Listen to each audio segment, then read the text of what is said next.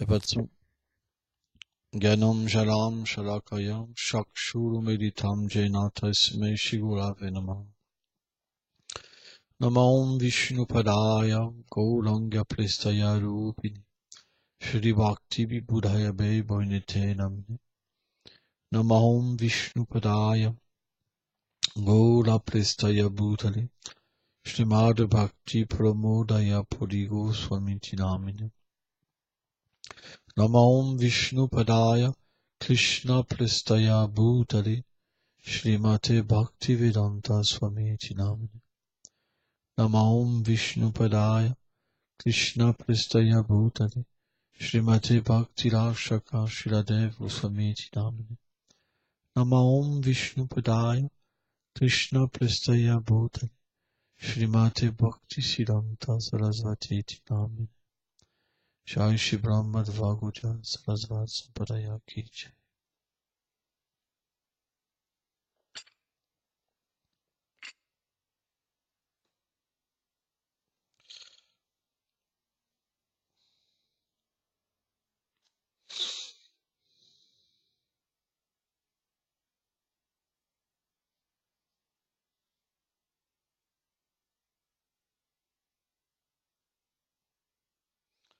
Donc on va lire certains versets de la Bhagavad Gita qui expliquent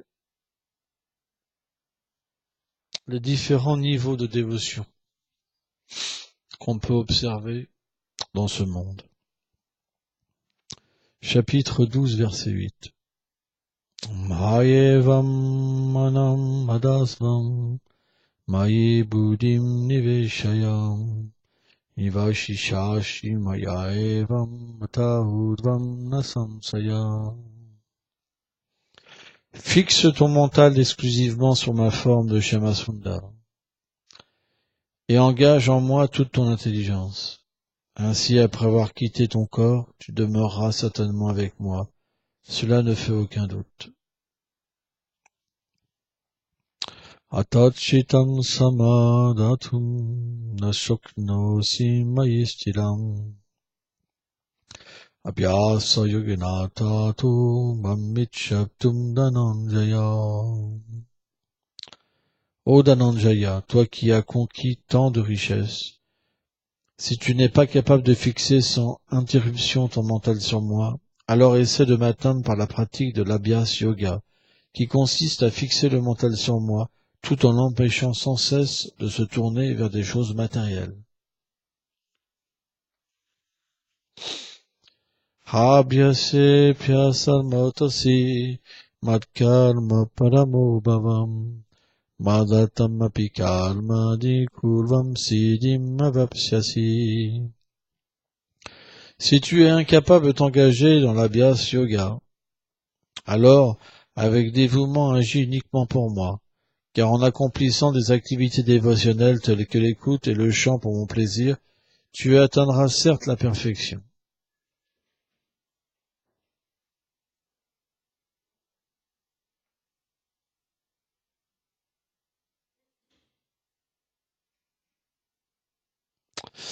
Commentaire.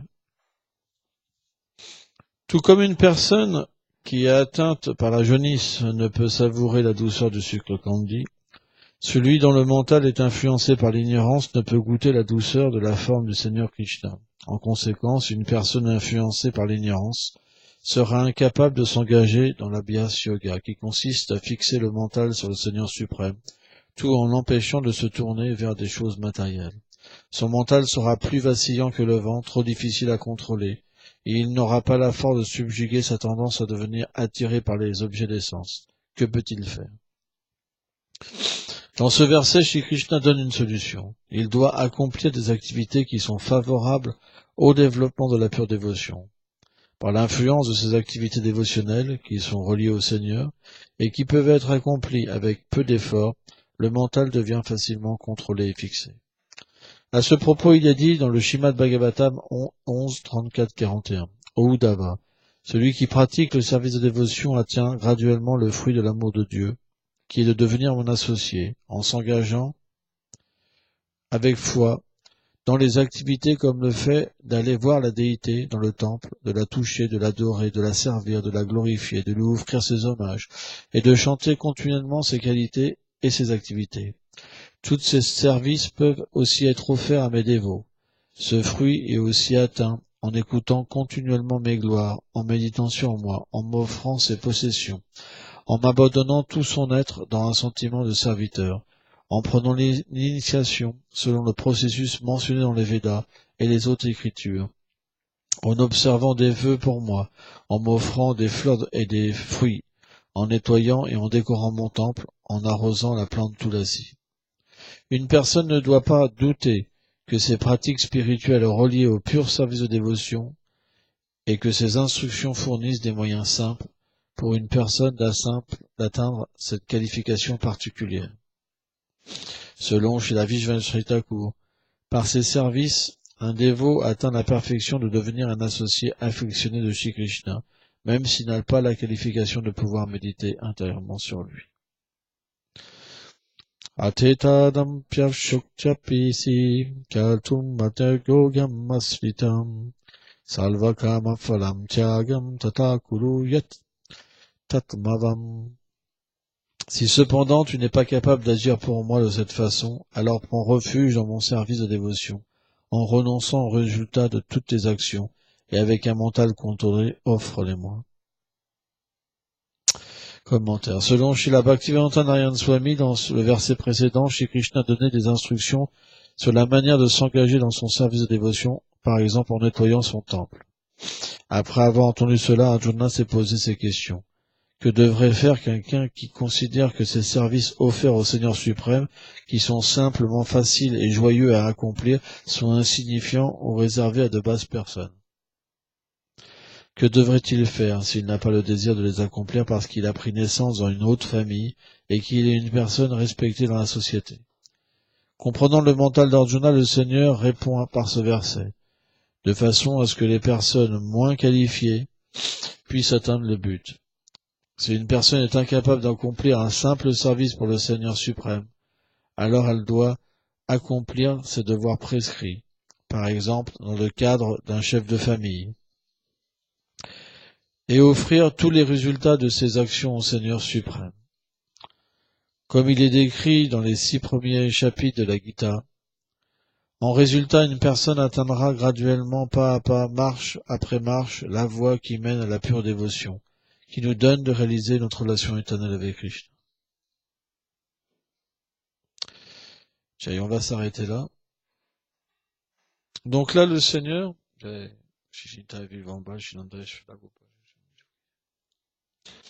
Seigneur suprême explique différentes qualifications. En premier, une personne a une qualification pour méditer sur le Seigneur directement. Il voit le Seigneur. Il voit ses divertissements. Il a le mental fixé 24 heures sur 24. C'est très rare. On appelle ça une âme libérée. Elle n'est plus sujet à l'influence de l'énergie matérielle. Elle n'est plus identifiée au corps. Elle a réalisé sa relation éternelle avec Krishna. Elle est située dans un corps transcendantal. Swarup Siddhi. Le deuxième, c'est une personne qui n'a pas cette qualification. Mais il peut, par interférence, méditer sur le Seigneur suprême. On appelle cette plateforme Ashakti. Ashakti, ça veut dire qu'un dévot, il est complètement attaché à Krishna, rien d'autre. Complètement détaché de ce monde matériel. Et son chant, naturellement dû à cet attachement, est très pur. Et le Seigneur le récompense en lui révélant, en fait, sa nature éternelle et ses divertissements. C'est pour ça qu'il est attaché. Sans ça, il n'y aurait pas d'attachement. On est attaché parce qu'on voit quelque chose. Parce qu'on goûte à quelque chose. C'est pour ça que le stade Ashakti, c'est le stade de la révélation. C'est le stade du souvenir. C'est le stade de la méditation. Mais quelqu'un peut être encore moins qualifié que ça. Mais il a du goût. Il ne peut pas voir le Seigneur suprême. Mais il n'a pas de goût pour la vie matérielle. Aucun, zéro. Sa vie, elle est juste fixée pour atteindre le but de l'existence. Ruchi, on appelle. Celui-là, il a une foi indéfectible dans la déité. Il sait que le Seigneur est présent dans le temple. Et donc, naturellement, il passe voir tous les jours le Seigneur suprême, adorer tous les jours le Seigneur suprême.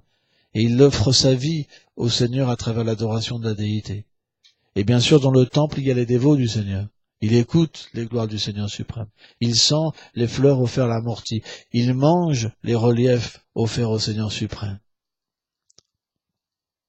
Et Vishwanath Chaitanya Thakur dit cette personne-là, qui est abandonnée de cette manière-là, même si elle n'a pas réalisé sa relation éternelle avec Krishna, Krishna la ramène. Mais quelqu'un qui est moins qualifié, c'est quelqu'un, naturellement, qui voit le temple comme quelque chose d'ordinaire. Par exemple, parfois, je vois des dévots qui habitent à 500 mètres, mais ils viennent même pas au temple tous les jours. Donc, Krishna s'adresse à ces dévots-là. Il passe devant, par exemple, au travail, il s'arrête pas. Krishna s'adresse à ces dévots qui n'ont même pas la qualification d'avoir foi dans la déité et dans la nature du temple transcendantal. Alors ceux-là, par contre, il faut qu'ils fassent attention. C'est que quand même, s'ils pensent que passer le coup de balai dans le temple, c'est une corvée, alors c'est une offense. Et ils peuvent se dégrader, même en cette vie. Penser que l'amorti, c'est du bois, le Padma Purana dit qu'on va en enfer dans la prochaine existence. Donc on doit faire extrêmement attention dans notre façon d'approcher le temple. Il vaut mieux avoir de la vénération, car l'amour peut venir. Mais si on pense qu'on est supérieur et que c'est une corvée, alors naturellement, notre futur sera très sombre. Donc il y a différents niveaux. Il y a encore un niveau même plus bas, le Seigneur a dit. Même celui-là, qui ne même pas, consacrer même un peu d'argent au Seigneur suprême, du temps, alors en accomplissant des activités pieuses, même indirectement, alors un jour, après des vies, il pourra m'approcher. Donc c'est quelque chose qui est graduel. Mais comment le goût se développe? Chaitanya Mahaprabhu explique, le goût se développe par l'attitude. On reviendra toujours à cette base. Si vous n'avez pas d'attitude, vous ferez aucun avancement spirituel dans la vie. Aucun. Ça sert à rien. Vous ferez pas d'avancement spirituel. La présence dans le lieu saint, elle doit être accompagnée d'une attitude. Parce que si l'attitude n'est pas bonne, alors on multiplie les réactions de nos actes. Commettre une offense dans un lieu saint, ça coûte 1000 fois plus cher qu'ailleurs.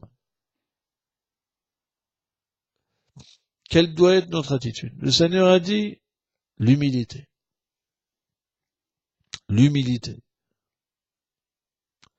C'est l'antipode du respect. Respect, on cherche la position. L'humilité, c'est qu'on cherche à se défaire de la position, du respect des autres. Par exemple, je prends un exemple d'un disciple qui est très orgueilleux.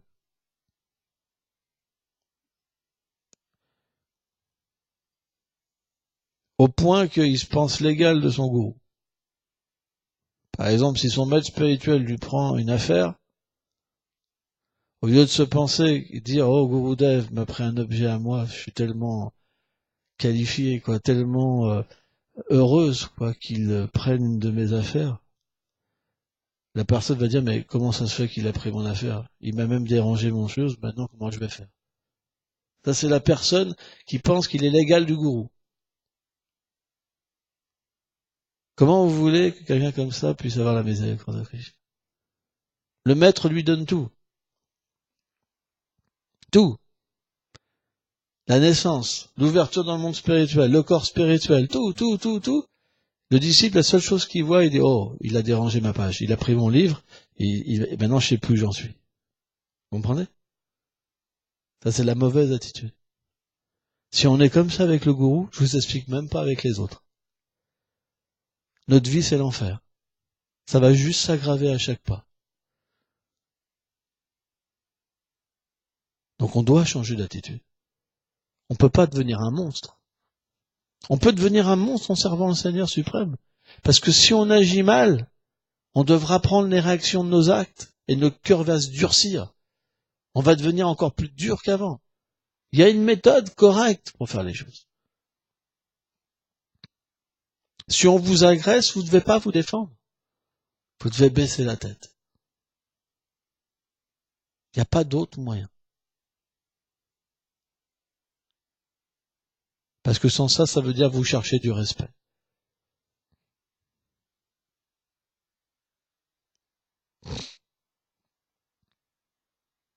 Et si vous cherchez du respect, vous n'êtes pas un dévot. Vous n'avez rien compris. Vous passez votre temps en vain avec un habit religieux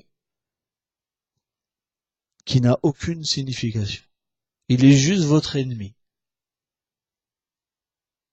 Vous pensez que vous êtes un sannyasi, vous pensez que vous êtes un renonçant, vous pensez que vous êtes une personne digne, et tout est gâché.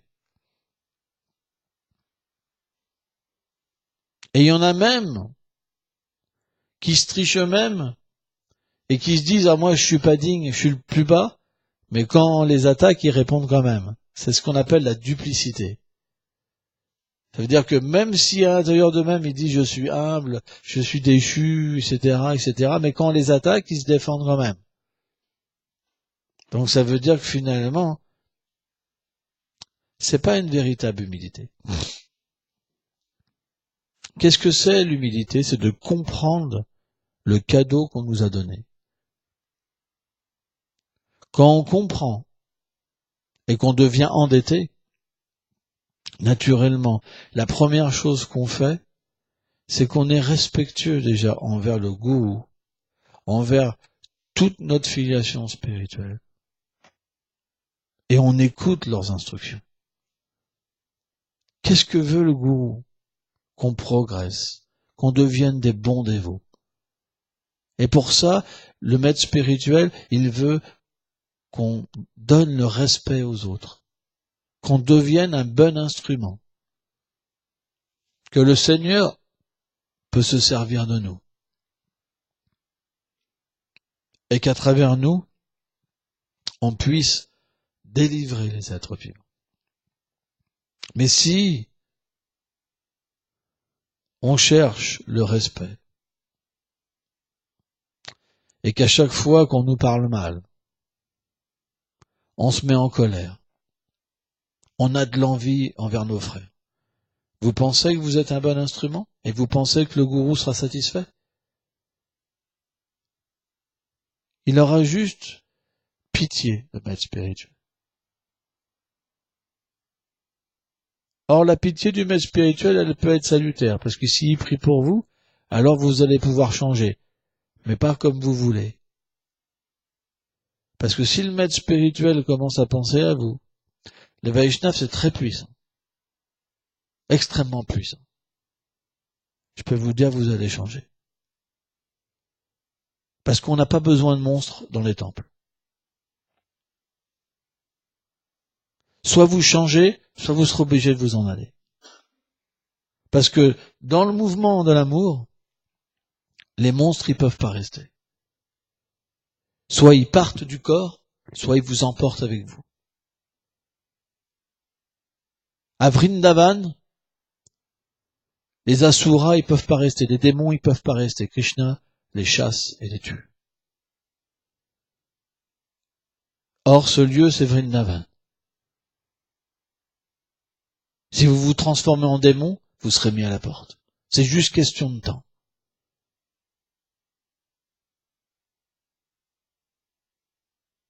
Ne soyez pas vos propres ennemis.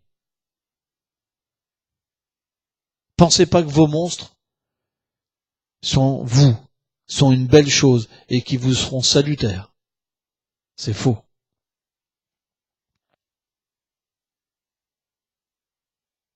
Seule l'humilité et le service sincère au goût. Le service sincère au goût, c'est le service à la déité. C'est le fait d'écouter, de s'associer avec les Vaishnavas, de prendre le prashad. Toutes les activités sont un service au goût, parce qu'elles nous sont données à travers les Vaishnavas. Krishna dit dans l'Adi Purana, il dit, celui qui croit être mon serviteur, il se trompe, il n'est pas mon serviteur, parce que tout vient de mes dévots. Je me donne à travers mes dévots. Celui qui est le serviteur de mes dévots, celui-là, il est mon vrai dévot. Mais un hypocrite, je dis bien un hypocrite, lui, il veut directement servir le Seigneur suprême. C'est pour ça, quand le maître spirituel le reprend, il n'accepte pas. Moi, je suis légal. Et naturellement, il baisse pas la tête. Il peut pas se faire recevoir la miséricorde du Seigneur suprême. Et finalement, il est malheureux, il souffre. Il voit partout que des gens qui l'aiment pas, mais en fait, c'est lui-même qui se détruit par sa mauvaise attitude. On a plein d'exemples comme ça. C'est l'exemple le plus courant. La mauvaise attitude, ça nous isole. Ça nous rend malheureux. Et ça fausse notre vision. On va voir des ennemis, des gens qui nous fatiguent, mais en fait, c'est nous-mêmes le problème. Parce que s'il y avait l'humilité, on n'aurait pas d'envie envers nos frères. Moi, j'ai même vu des gens ici leur parler qu'une personne allait partir, ils n'ont même pas de compassion. Ils sont heureux que la personne parte. Mais comment vous voulez entrer dans le monde transcendantal avec un état d'esprit pareil? C'est horrible. Et c'est la pure vérité. Il y en a plein comme ça. On appelle ça l'envie, le plan Kanishta.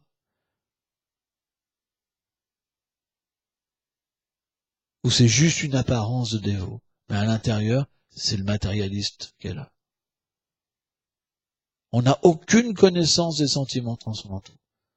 On n'a aucune expérience véritable. Notre seule expérience, c'est l'envie.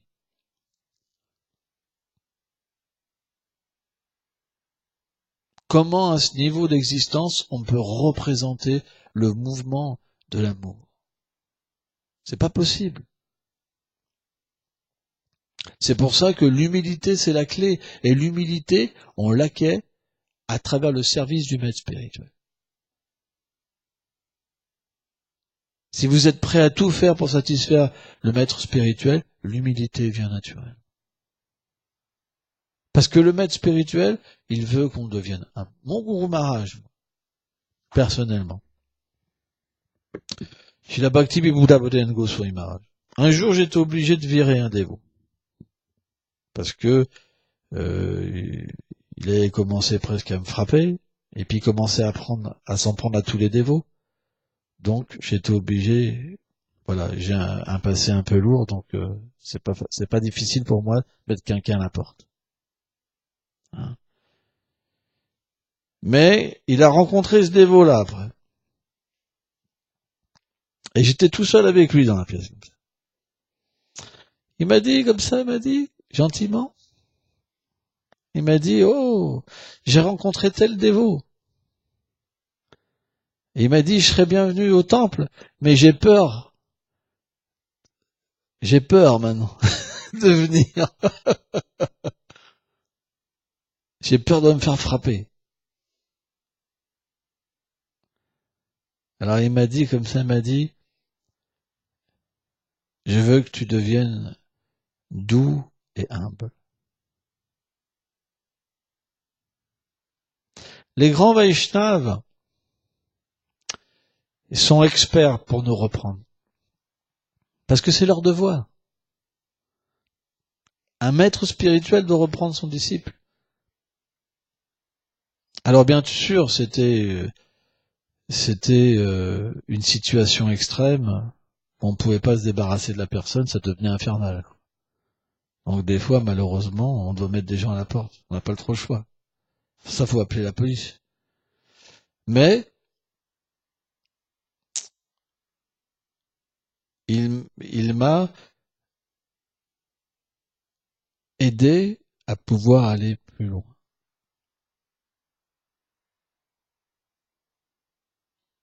De cette manière-là, quand il m'a parlé, j'ai compris son désir.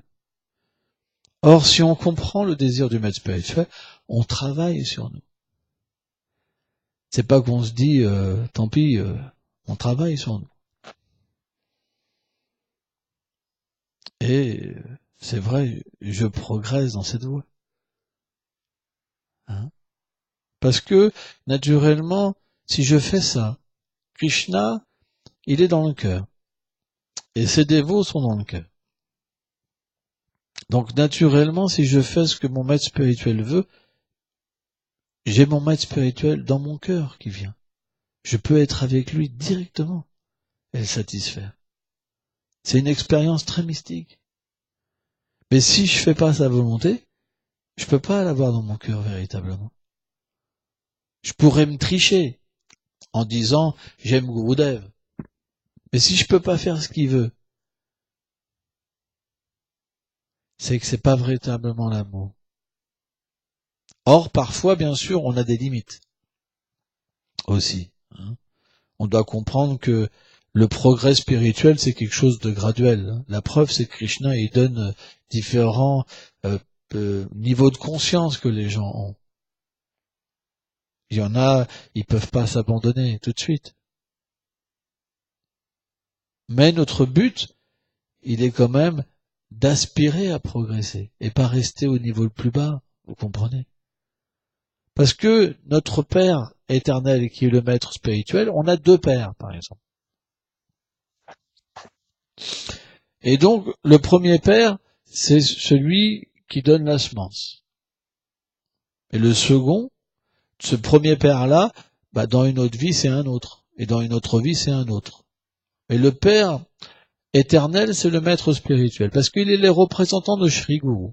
Et Sri Guru, c'est le maître spirituel originel, c'est Krishna. Or, quand quelqu'un devient qualifié et que Krishna apparaît dans son cœur, naturellement, il porte le Seigneur dans son cœur. Il porte Sri Guru. Et il devient qualifié pour être un représentant du Seigneur suprême. Tant que quelqu'un ne porte pas le Seigneur dans son cœur, il n'est pas qualifié. Et même s'il donne l'initiation à un disciple, le disciple ne pourra jamais réaliser Krishna dans son cœur. Seul quelqu'un qui porte Krishna dans son cœur peut recevoir Krishna. Srila Abhay Chandra Bhaktivedanta Swami Prabhupada explique ça. Or, quand un maître spirituel initie un disciple, c'est pas forcément qu'il revient lui-même, si un disciple n'est pas qualifié dans sa prochaine vie. Mais Krishna, sous cette forme de Sri Guru, à travers un autre Vaishnava, viendra pour lui permettre de progresser davantage. Donc, une fois qu'on commence ce service de dévotion, on est obligé de continuer.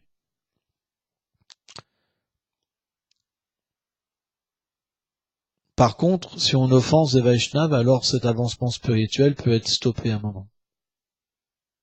C'est pour ça. L'attitude qu'on devrait avoir envers Guru et les Vaishnavas, c'est une attitude humble. On ne devrait jamais s'opposer au maître spirituel et à sa volonté. Jamais. C'est un suicide. On peut même pas imaginer les souffrances qu'un disciple ressent dans son cœur quand le maître spirituel n'est pas satisfait. Quand on offense le Vaishnava, notre cœur brûle, le corps brûle, on est brûlé. On devient puni par le Seigneur directement. C'est expliqué, Vishvacharya Thakur explique que c'est même pas les réactions karmiques, c'est le Seigneur lui-même qui nous punit quand on offense son dévot. C'est une façon de parler. Alors que le Seigneur est qu'un observateur. Mais quand on offense son dévot, c'est lui-même qui nous châtie. C'est pour ça qu'on doit faire extrêmement attention. Alors le Vaishnav est miséricordieux. Quand il voit comme ça un disciple, il prie Krishna. Il dit, oh Seigneur, c'est terrible sa position. Il est en train de gâcher son existence humaine, si rare, et la possibilité d'atteindre la perfection et de te voir et d'entrer dans ces divertissements. Et naturellement, il offre une prière au pied de Srimati Radharani, parce que c'est elle la plus miséricordieuse. Pour qu'elle délivre ce disciple de l'ignorance, qui est dans un état d'animal, féroce. C'est pour ça que, souvent, ces gens-là, chez la Bhaktivedanta Swami Prabhupada, il disait, ils sont comme des loups avec les dévots, mais ils sont comme des agneaux quand vous les mettez dehors. Si vous les mettez dehors à distribuer des livres ou à prêcher, il n'y a plus personne. Avec les matérialistes, ils sont tout gentils, tout abandonnés. Mais avec les dévots, c'est l'inverse. Avec les dévots, faut être doux. Et avec les gens, à l'extérieur, faut les aider. Faut de la force. Mais c'est exactement ce schéma-là. Moi, je me rappelle quand j'habitais dans un temple, comme ça, il y avait un dévot qui était extrêmement dur, quoi. Mais il faisait, quand on allait distribuer des livres dehors, aider les gens, il pouvait rien faire. D'ailleurs, on le retrouvait des fois sous son lit, sous le lit, par terre, il mettait un drap pour rester seul, et tellement qu'il souffrait, quoi. C'était terrible, Pourquoi? Parce qu'il y a le contrôle qui est là. On pense que tout nous appartient.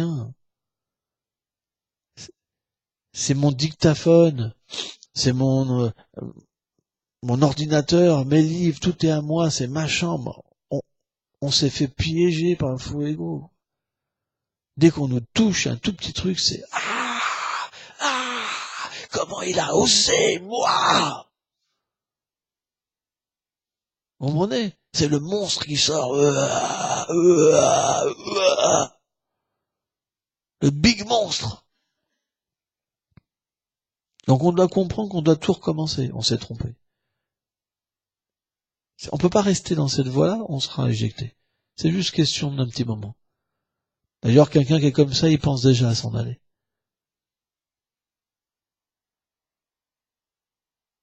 C'est pour ça que parfois on se trompe. C'est normal.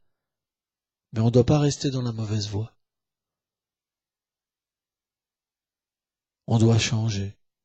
Et pour changer, il faut des temps d'introspection dans la vie. Il faut des moments où on se dit, qu'est-ce que je veux? Qu'est-ce que je veux? Rester dans cet état lamentable, dans cet état de souffrance constante, où je veux m'en sortir. Parce que dans cette mentalité-là, on n'aura pas plus. On pourra avoir moins. Plus de souffrance, ça veut dire. Mais moins de nectar, moins d'amour. Il faut être intelligent. Est-ce qu'on est heureux comme ça? À faire souffrir les autres? À parler sur les autres? À se souvenir mal des autres? Donc pour ça, on a besoin d'introspection. On a besoin d'aide. Et le maître spirituel, il est là. Il peut être à 5 mètres de nous, mais on lui demande jamais son avis. Parce qu'on n'a pas envie de changer. Ces gens-là, ils viennent jamais discuter de leurs problèmes. Parce qu'ils sont des gourous. Ils sont pas des disciples, ils sont des gourous. Jamais ils veulent changer. Jamais ils veulent progresser. Jamais. Ils sont pleins de problèmes, mais jamais ils viendront taper à la porte pour recevoir de l'aide. Ils sont condamnés. Ils se sont condamnés eux-mêmes. Ils ont mis des chaînes à leurs pieds, des chaînes à leurs mains, des chaînes à leurs cous. Ils peuvent même plus bouger tellement qu'ils sont esclaves du respect. Ils sont comme leur père, comme leur mère.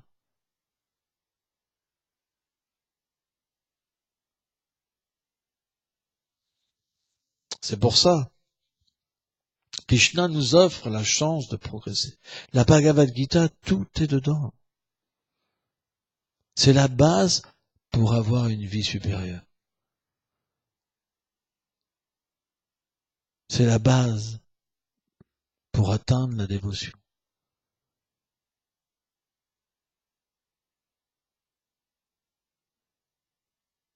Ça sert à quoi de parler de choses plus élevées si on n'a même pas cette base? Il y en a qui viennent me dire, ah, je veux entendre sur les beaux lilas de Krishna, tout ça. Ils n'ont pas la base. Ils se battent comme des chiens et des chats chez eux. Ils voient leurs enfants, leur mari, leur femme comme des opposants. Ils n'ont pas envie de servir le Seigneur, ils pensent que tout est une corvée dans leur vie. Et après, Gurudev. C'est pas comme ça. Votre vie n'est pas une corvée. Vous devez en faire du service de dévotion. Arrêtez de voir les choses comme inférieures. Vous vous condamnez vous-même. Essayez d'aller vers le nectar, de devenir des fils du nectar, des filles du nectar, et comprendre que tout peut être transformé par la miséricorde du Seigneur suprême. Tout peut être transformé. Pourquoi vous voyez des choses là où tout pourrait être merveilleux? Vous voyez des choses qui sont incompatibles. Mais c'est vous qui vous dites ça. Le Seigneur est dans chaque chose. Le Seigneur peut accepter la dévotion de son dévot. Pata, pousse pas femme, toi. La preuve, c'est qu'il dit dans la Bhagavad Gita que si on m'offre quelque chose avec dévotion, je l'accepte. Mais c'est pas juste la nourriture. C'est tout, c'est absolu. Si vous rangez un meuble pour lui, c'est de la dévotion. Si vous faites du ménage, c'est de la dévotion. C'est le sentiment que le Seigneur accepte. Il n'y a pas de limite. Il suffit de le faire les choses pour lui, avec de l'amour, dans les gestes de tous les jours. Et on peut atteindre le succès. C'est pour ça qu'il faut de l'introspection, il faut changer notre façon de faire. C'est très important. Il faut comprendre qu'on se trompe. On pense être des rois, des petits dieux, et on donne des commandements, et ceci, cela. Non. On doit être introspectif et comprendre. Aujourd'hui, comment je me suis comporté? Faire le point. Aujourd'hui, comment je me suis comporté? Tous les jours, on doit faire un point. Et tous les jours, on doit se dire, il faut que je change, il faut que je fasse mieux. Si on n'a pas cette introspection, tous les jours, on sera emporté le lendemain à faire la même chose et encore la même chose. Il faut arrêter de vivre comme des robots, sans conscience. Tant que la conscience de Krishna, l'amour de Dieu n'est pas dans notre cœur et qu'on n'a pas une vie d'amour spontané, on doit vivre sous les règles de la Vedi Bhakti, les règles du service de dévotion, et on doit être dans la voie du Sharanagati et avoir cette introspection, qu'est-ce que je dois abandonner et qu'est-ce que je dois accepter? Vous comprenez? Sans ça, le lendemain, vous ferez la même chose. Parce que ça fait des années que vous faites la même chose. Sous prétexte qu'il y a trop de choses à faire. Mais l'introspection, on n'a pas besoin de 3 heures. Juste 2 minutes par jour, ça suffit pour comprendre ce qu'on fait. Parce que Krishna, il est dans le cœur. Krishna nous donnera l'intelligence si on est sincère et qu'on veut progresser. Même 30 secondes, ça peut suffire. Mais on doit s'arrêter. Sans ça, on sera emporté par les vagues. C'est comme une boule de neige, vous savez. Ça grossit et le monstre, il prend de la force. Le monstre, il prend de la force. Et à la fin, c'est comme si on est atombré par la colère, par la cupidité, par la folie. Et après, on pense que c'est nous. Et on pense que c'est cette chose-là que le service de dévotion a fait naître en nous. Mais c'est pas la vérité. À la base, on s'est trompé. C'est pas ça le service de dévotion. C'est pas ça le final du service de dévotion.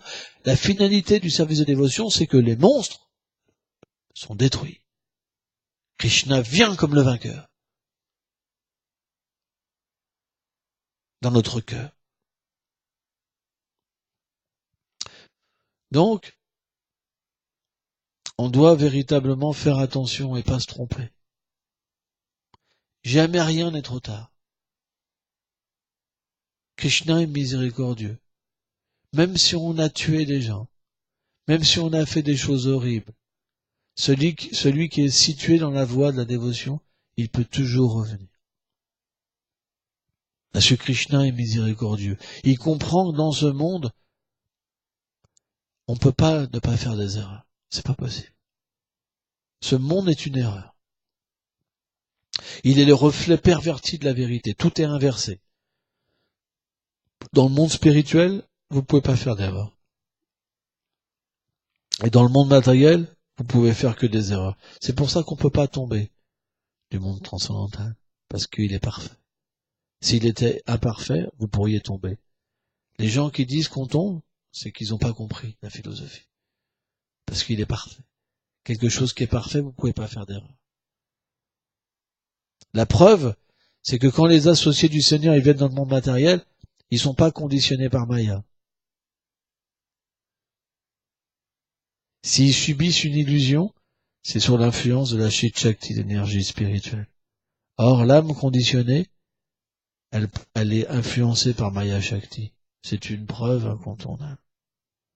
Donc on ne doit jamais penser qu'on vient du monde transcendantal, parce que ce monde est parfait.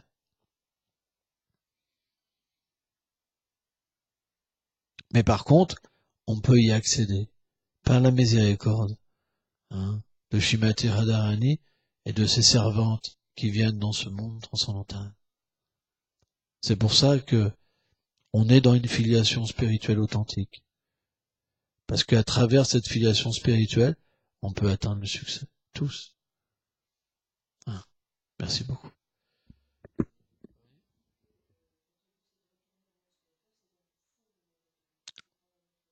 Oui, tout à fait. En fait, quand on dit retourner, c'est une façon de prêcher. Parce que on est dans une conception judéo-chrétienne. Et dans cette conception judéo-chrétienne, en fait, Adam et Ève qui étaient au paradis, ils sont tombés sur la terre. Voilà, la terre est devenue, en fait, ce que c'est maintenant. C'est une conception. Et si on explique aux gens occidentaux